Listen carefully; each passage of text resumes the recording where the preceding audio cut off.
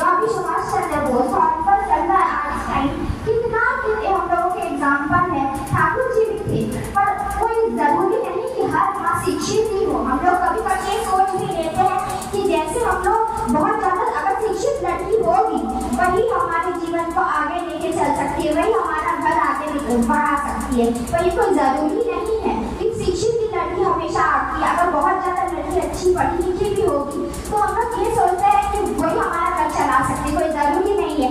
और शिक्षा के साथ उसको अपने जीवन में सामाजिक ज्ञान भी होना चाहिए, सामाजिक वृद्धि भी होनी चाहिए, एक सोसाइटी का हम लोग वो नॉलेज भी होना चाहिए जो हम लोग दिन जीवन में डेली लाइफ में यूज कर सकते हैं।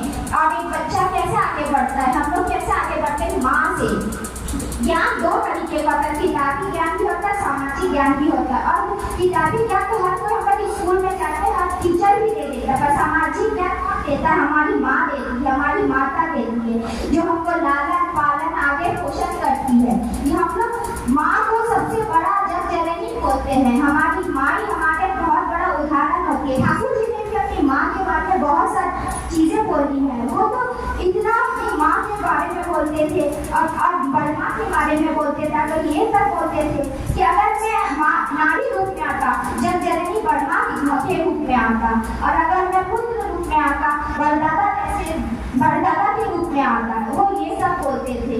श्री ठाकुर जी परिवार को लेकर चलने की बात बोलते हैं, लड़कियों की शिक्षा के बारे में बोलते हैं, विवाह के ऊपर उन्होंने कितना जोर दिया है। शिक्षित होगी तो आगे बढ़ेगी, शिक्षित होके चलना भी हम लोगों को पड़ेगा।